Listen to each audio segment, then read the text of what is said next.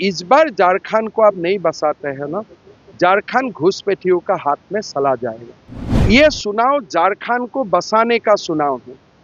ये चुनाव आगे का चुनाव जैसा नहीं है। ये चुनाव झारखंड का भविष्य निर्णय करेगा।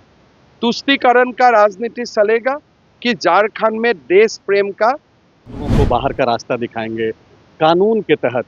दूसरी तरफ आप जो लोग आ रहे हैं सुनने, उनको बोल रहे हैं कि लात मार मार के भगाएंगे। तो कानून में क्या इजाजत है कि लात लात मार मार के निकालूंगा उनका। हमारा पूरी आरोप घुसपैठियों से है।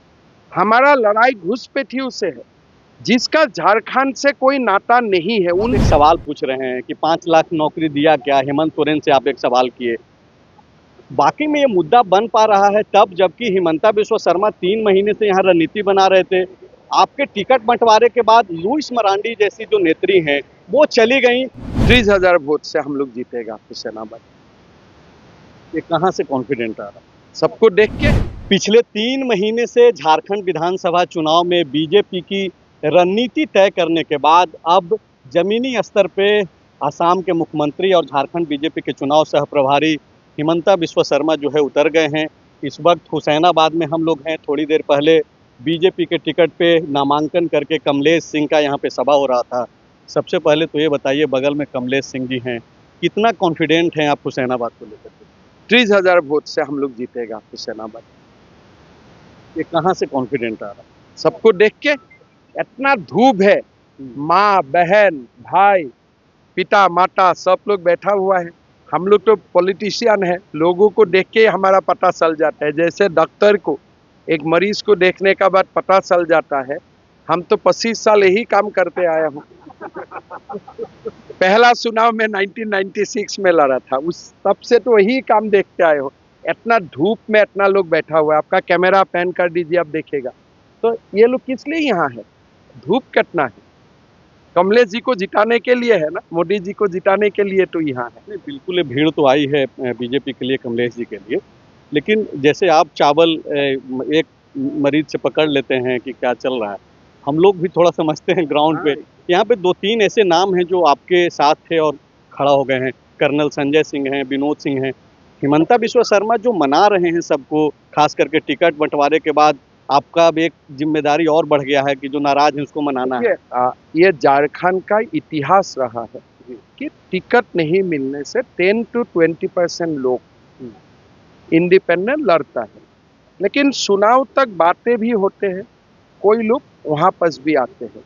लेकिन मेरा फॉलोअप का थ्रो से मैं एक बात बोलना चाहता हूँ। देखिए, जीवन में हम मंत्री कब भी बन सकूंगा, विधायक बन जाऊंगा, कोई समस्या नहीं। लेकिन इस बार झारखंड को आप नहीं बसाते हैं ना, झारखंड घुसपैठियों का हाथ में चला जाएगा। फिर आप चुनाव लड़ ही नहीं सकेगा। खाली एक ही कम्युनिटी का लोग ही झारखंड में चुनाव लड़ेगा। ये चुनाव झारखंड को बसाने का चुनाव है। ये चुनाव आगे का चुनाव जैसा नहीं है। ये चुनाव झारखंड का भविष्य निर्णय करेगा। तुष्टीकरण का राजनीति चलेगा कि झारखंड में देश प्रेम का एक नया राजनीति शुरू होगा। घुसपैठी का सरकार बनेगा कि झारखंडियों का सरकार बनेगा? क्या आदिवासी का अस्मिता बच सकेगा इसका बाद? तो ये चुनाव कैंडिडेट का चुनाव नहीं है, ये चुनाव आदर्श का है। ये चुनाव झारखंड को बसाने का है। आप जब बांग्लादेशी घुसपैठ बोलते हैं, घुसपैठिए बोलते हैं, तो एक पर्दा रहता है उसमें। लेकिन जो मुस्लिम है वो अपने आप को अल्पसंख्यक समाज कनेक्ट करता है कि एक बांग्लादेशी घुसपैठी नहीं बोल रहे हैं, सीधे मुसलमान बोल रहे हैं। ये समझना नहीं सही है। हमारा जैसे आसाम में 45% मुसलमान है, उसमें 7% मुसलमान हमारा असमिया मुसलमान है, और वो लोग हमें वोट भी देते हैं। तो जो झारखंड में पाला बड़ा हुआ झारखंड का ही लोग है, वो चाहे हिंदू हो मुसलमान हो, हमारा क्या समस्या है? और हमारा पार्टी में कोई सारे मुसलमान नेता है। हम सांप्रदायिकता का राजनीति नहीं करता हूँ। हमारा पूरी आरोप घुसपैठियों से है। हमारा लड़ाई घुसपैठियों से है, जिसका झारखंड से कोई नाता नहीं है, उनसे। एक तरफ आप बोल रहे हैं कि इन लोगों को बाहर का रास्ता दिखाएंगे कानून के तहत। दूसरी तरफ आप जो लोग आ रहे हैं सुनने, उनको बोल रहे हैं कि लात मार मार के भगाएंगे, तो कानून में क्या इजाजत है कि लात हाँ, मारा हाँ। जाए? कानून का तरफ हाँ। आप जब घरेलू भाषा में बोलेगा, जी। जब आपको पुलिस गिरफ्तार करता है कानून का तरफ, घर में तो तमुल पान दे के तो बुला के नहीं लाते हैं ना, हैंडकफ लगा के तो लाते हैं मतलब ना। आप बोल रहे हैं कि कानून अपनी जगह है। कानून का रास्ता में हम लोगों को लात मार मार के निकालूंगा वहां से, लेकिन रास्ता कानून का होगा।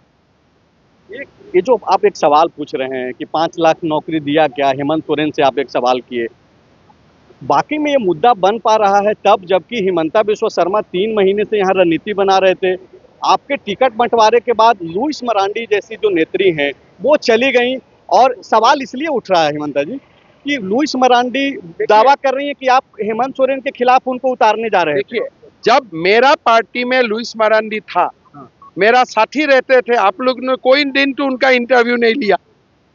तो जब लुइस मरांडी बीजेपी में था, आप लोग, मैं और उनको आप लोगों ने बहुत दिन देखा, किसी ने नहीं बोला लुइस मरांडी इतना बड़ा नेत्री है। एक बार हेमंत सोरेन का साथ खड़ा हो गया, आप लोगों ने रात रात उनको इतना बड़ा नेता बना दिया। कोई दिन वहां पास हमारा पास आएगा तब भी आप लोग बोलते रहेगा ना कि इतना बड़ा, यही कमिटमेंट आप दे दीजिए। तो आप देखिए हिमंता जी, thefollowup.in. Like, share, and subscribe. www.thefollowup.in